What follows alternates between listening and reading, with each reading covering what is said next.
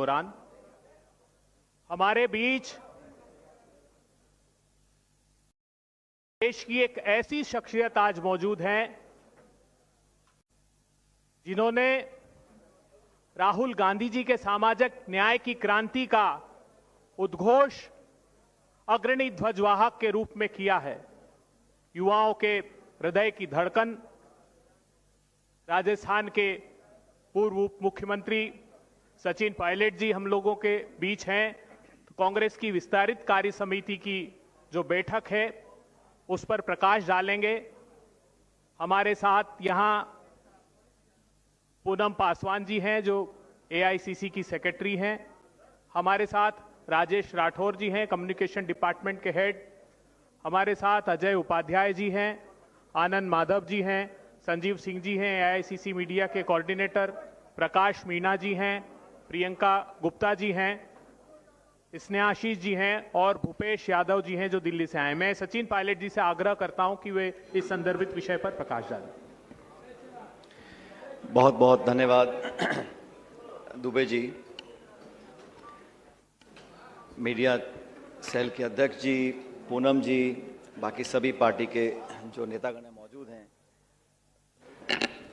साथियों, पिछले 3 घंटे से विस्तारित कार्य समिति की एक मीटिंग इसी प्रांगण में चल रही है और हम सबको बड़ी खुशी है कि खरगे साहब ने और राहुल गांधी जी ने इस कार्य समिति की मीटिंग को पटना में रखा है। मैं सबसे पहले बिहार की इस ऐतिहासिक वीर भूमि को नमन करता हूं और अपने आप को बड़ा गर्वान्वित महसूस करता हूं। हम प्रफुल्लित हैं कि हम सब आज पटने में आए हैं। बिहार का जो योगदान रहा है देश में आज़ादी से पहले से लेकर आज तक, सामाजिक, राजनीतिक हर क्षेत्र में अग्रणी रहा है बिहार और बिहार के यहाँ के बाशिंदे। आज की जो हमारी मीटिंग है उसमें अनेक विषयों पर खुल के चर्चा हो रही है। निश्चित रूप से बिहार के चुनाव भी बहुत दूर नहीं हैं, तो काफ़ी कुछ प्रकाश उस पर भी डाला जा रहा है कि कांग्रेस पार्टी का अगले कुछ हफ्तों महीनों में क्या हम लोगों का रोल रहेगा, क्या हमारा स्टैंड रहेगा। लेकिन कुछ बात इस मीटिंग में जो उभर कर आई हैं वो देश को भी समझना बहुत ज़रूरी है।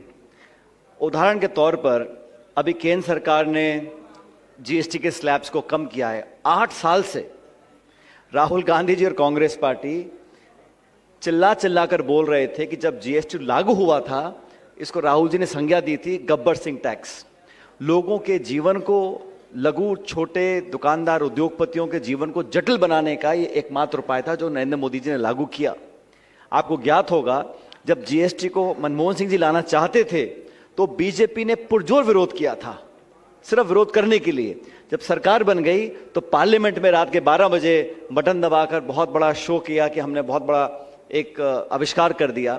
8 साल लग गए गलती को सुधारने में और अब इसको रिफॉर्म की संज्ञा दी जा रही है। आपकी जो 8 साल की गलती रही, लाखों करोड़ का नुकसान छोटे उद्योगपतियों को, मध्यम वर्ग के लोगों को हुआ, उसको आप अब ठीक कर रहे हैं तो पीठ थपथपा के उनका धन्यवाद ज्ञापन हो रहा है, महिमा मंडित किया जा रहा है। इस प्रकार का दोगलापन कब तक चलेगा? और लगभग हर आर्थिक नीति पर भाजपा का ये रवैया रहा है, चाहे एफडीआई रिटेल में हो, एफडीआई डिफेंस में हो, हिंदुस्तान और अमेरिका का जो परमाणु करार हुआ उस पर हो, जीएसटी पर लेकर हो, डायरेक्ट बेनिफिट ट्रांसफर हो, तमाम इकोनॉमिक रिफॉर्म्स पर बीजेपी ने पहले बहुत विरोध किया विपक्ष में।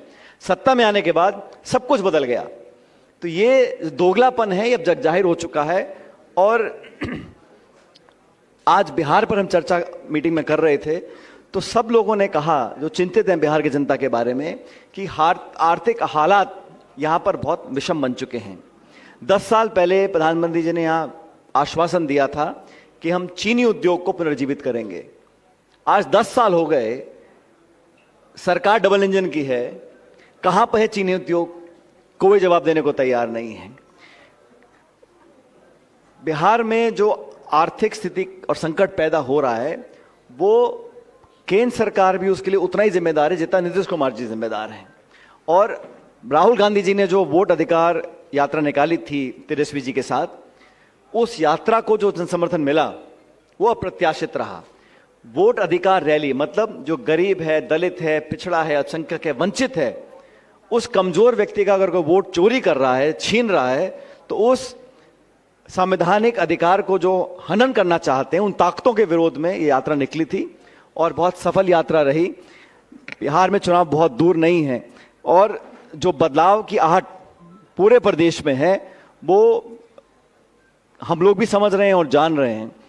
इसलिए कांग्रेस पार्टी बहुत मजबूती से ये चुनाव लड़ने जा रही है और कार्य समिति पर इस बात पर चर्चा हो रही है कि जो दूरियां बन गई हैं आज अमीर गरीब की और गांव शहर की, वो भारत सरकार और प्रदेश सरकार की असफल नीतियों का परिणाम है। शुद्ध रूप से आज आप देखें तो हमारे अड़ोस पड़ोस के जो मुल्क हैं वहां पे क्या हालात पैदा हुए, उनसे हमारे रिश्ते कैसे हैं। चीन, अमेरिका जो हमारे पर लगातार आर्थिक प्रहार कर रहा है, उसका हम जवाब नहीं दे पा रहे हैं। और वो अमेरिका जो चीन को अपना दुश्मन मानता था, हिम्मत नहीं कर पा रहा है वो टैरिफ लगाने की या वो पाबंदियां लगाने की चीन के ऊपर, और हम लोग कोई जवाब नहीं दे रहे हैं। उम्मीद पे बैठे हैं कि हम कुछ हल निकालेंगे, समझौता होगा, एक करार होगा।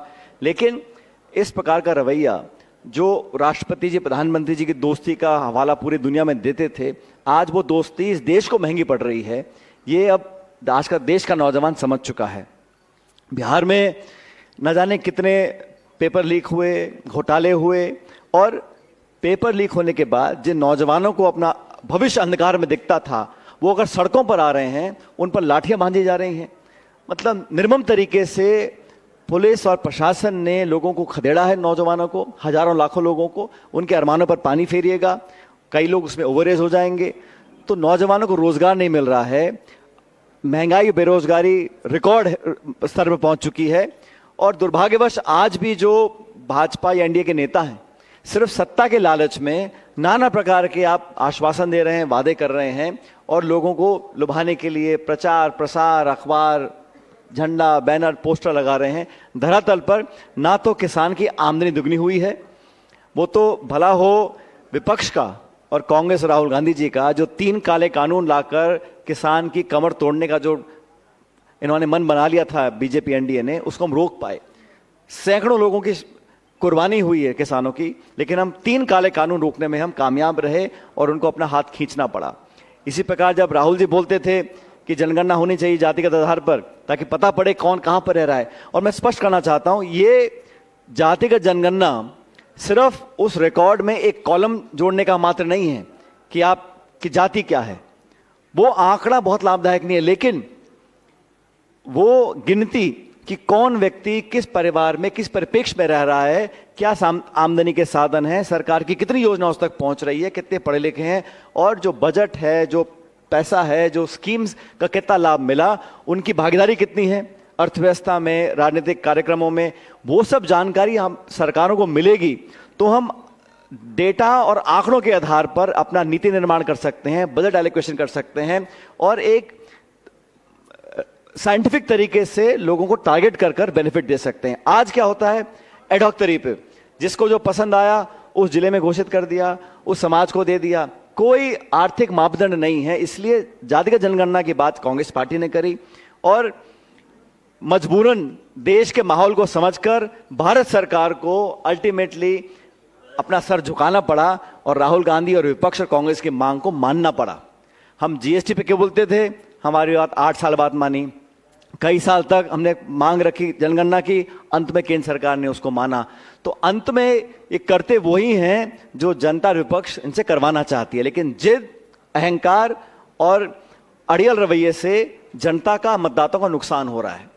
तो आज की इस मीटिंग से मुझे लगता है कि हमारी पार्टी को, और पूरे देश के यहाँ हमारे नेता आए हुए हैं, तो निश्चित रूप से सबने संकल्प लिया, नेताओं ने, कि बिहार चुनाव में चाहे किसी प्रदेश का भी हो, छोटा नेता बड़ा नेता समर्पित भाव से इस चुनाव अभियान में कंधा देगा हमारे गठबंधन को और पार्टी के चुनाव प्रचार में।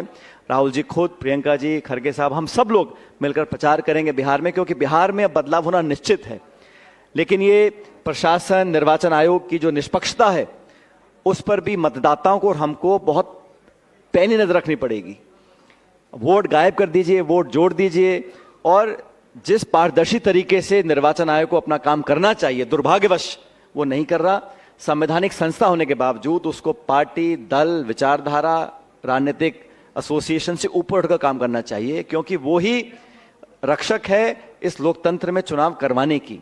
उनके संरक्षण में चुनाव होते हैं। हम अक्सर पढ़ा करते थे अखबारों में कोई पहाड़ है या रेगिस्तान है, वहां पर एक मकान है और 2 वोट हैं, तो निर्वाचन आयोग के अधिकारी साधन नहीं हो तो जानवरों के ऊपर वोटिंग मशीन लेकर दिनों दिन चलते थे ताकि वो वोट देने वाला व्यक्ति वंचित ना रह जाए। इस भावना के साथ हमेशा से निर्वाचन आयोग ने काम किया है। लेकिन आज आप देखिए, हम प्रमाण दे रहे हैं, डेटा दे रहे हैं, पब्लिकली दे रहे हैं। राहुल गांधी जी ने कोई बंद कमरे में नहीं कहा।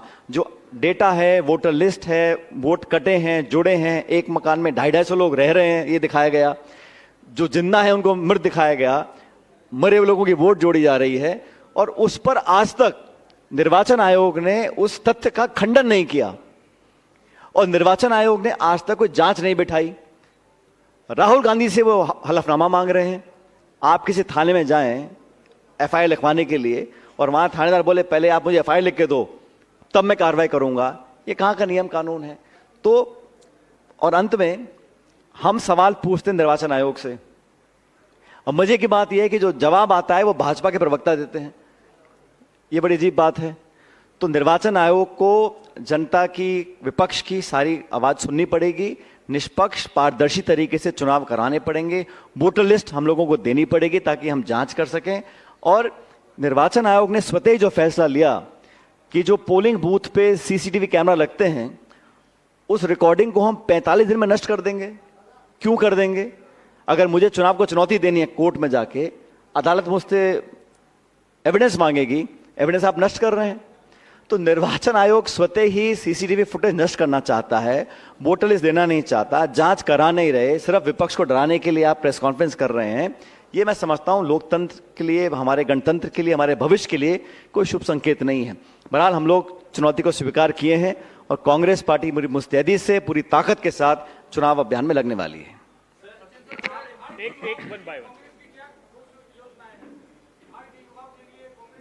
हम लोग बहुत जल्द एक कॉम्प्रिहेंसिव मैनिफेस्टो लेकर आएंगे, लेकिन इतना बता सकता हूं आपको कि देश में मुझे लगता है कि सबसे ज्यादा अगर शिक्षित बेरोजगार हैं तो बिहार के अंदर हैं।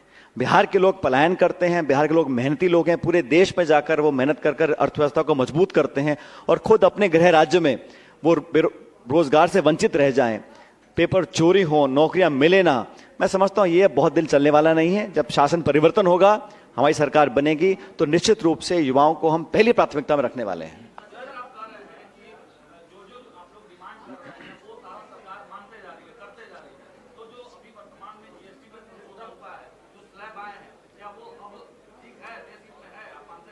हम तो बहुत पहले कहते थे कि 6 स्लैब बनाने का कोई तुक नहीं था, लेकिन ये मुझे लगता है जब टैरिफ लगाया ट्रंप ने और जब लगा कि हम चारों तरफ से घिर गए हैं, तब अंत में जाके बहुत कड़वा घूंट पी के कांग्रेस की बात को माना, अब 2 स्लैब कर दिए हैं। तो इससे जो राहत मिल रही है, पहले तो उनको माफी मांगनी पड़ेगी ना। 8 साल तक आपने ये जटिल गब्बर सिंह टैक्स लगा के रखा 6 स्लैब्स में, और इसका कोई प्रैक्टिकल कोई जवाब हमको मिला नहीं। बस जिद है कि मैं 8 लगाने हैं। अब जब चौतरफा घिर गए और अर्थव्यवस्था बहुत कठिन दौर से गुजरने वाली है, क्योंकि लाखों कारीगरों की नौकरी जाने वाली है, क्योंकि टैरिफ इंपोर्ट बहुत ज्यादा हो गया है, H1 वीजा कैंसिल कर रही है, एक तरह से कैंसिल कर रही है अमेरिका की सरकार। तो ये जो अब उन्होंने किया है, ये एक तरह से मैं मानता हूं ये प्रायश्चित किया है 8 साल तक आपने जो गलत काम किया उसका। एक मिनट पहले फिर आप।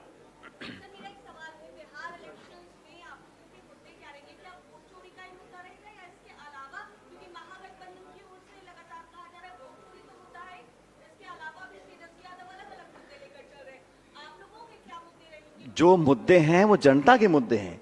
वोटों में गड़बड़ी भी जनता का मुद्दा है। बेरोजगारी, अभी इतना भयंकर बाढ़ कई जिलों में आई, क्या प्रबंध सरकार ने किया?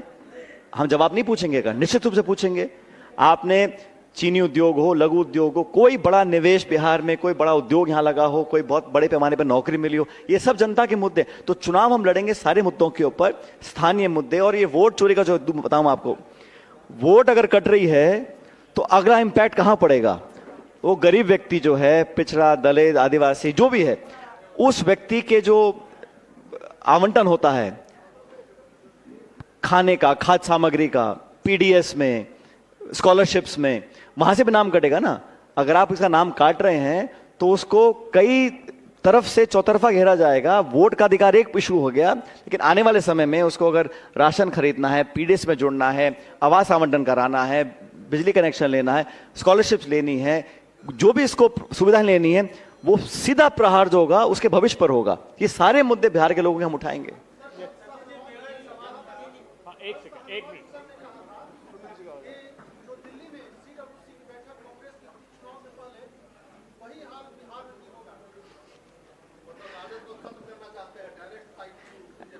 भाजपा कितनी भी कोशिश कर ले, हमारा गठबंधन पहले मजबूत था, आज मजबूत है और भविष्य में और मजबूत होगा। और जितना हमारे भाजपा के साथी दरार पैदा करने की कोशिश करेंगे, उतना ही हमारा मनोबल संकल्प मजबूत होगा कि हमारे को एक दूसरे की पॉलिटिकल भविष्य की चिंता नहीं है, बिहार के लोगों के भविष्य की चिंता है। तो हमें व्यवस्था को परिवर्तित करना है और उसका एक ही जवाब है हमारा गठबंधन। सुनील जी, सुनील एक मिनट सुनील जी।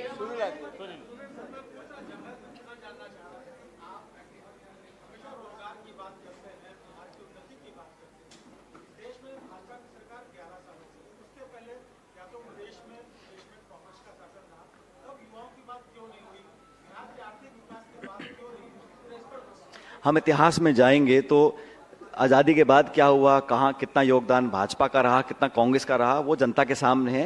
लेकिन आज वर्तमान में जब डबल इंजन सरकार चल रही है, इतने 11 साल से तो केंद्र में है और इतने साल से बिहार में है, तो जवाब पूछने का तो अधिकार और जिम्मेदारी विपक्ष की है ही। हम सदन के अंदर, सदन के बाहर हमको लोगों ने चुनकर भेजा है, हम प्रमुख विपक्षी दल हैं, तो हम जवाब मांगेंगे। दुर्भाग्य यह है कि जवाब मिलते नहीं।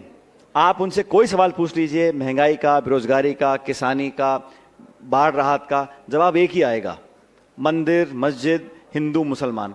वहां तक पूरी चर्चा को सीमित रखना चाहते हैं और मुझे लगता है कि ये देश के भविष्य के लिए, प्रदेश के भविष्य के लिए एक नकारात्मक सोच का परिचय है। हम लोगों को सकारात्मक पॉजिटिव एजेंडा रखना चाहिए और चाहिए तो ये केंद्र और राज्य सरकार दोनों अपने अपने कार्यकाल का श्वेत पत्र जारी करें। हमने क्या वादा किया था, कितना डिलीवर किया है। 2 करोड़ रोजगार की बात की थी भाजपा ने प्रतिवर्ष, 15 लाख रुपए खाते में की बात की थी, किसान की आमदनी दुगनी की बात की थी, invest India, yoga India, fit India, स्वच्छ इंडिया, इतने नारे दिए थे, उनमें कितनी प्रोग्रेस हुई है, वो एक श्वेत पत्र अगर जारी करें, सच्चाई सामने आ जाएगी।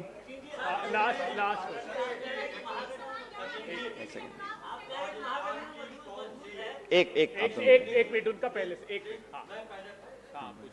राजस्थान की कौन सी 3 बड़ी गलतियां हैं और जहां आप लोगों को दोहराना नहीं चाहते? हम पटना में बैठे हैं, बिहार की चर्चा करिए ना देर से।